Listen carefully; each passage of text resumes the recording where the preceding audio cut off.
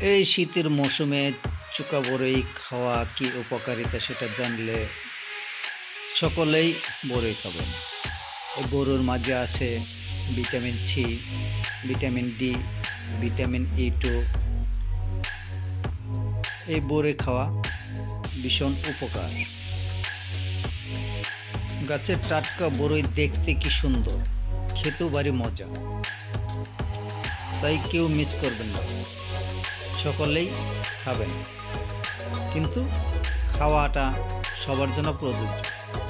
বড়ি খাওয়াটা সবার জন্য শারীরিকভাবে সুস্থ থাকার জন্য বিশাল একটা উপকারিতা, যার উপকার অপরিসীম।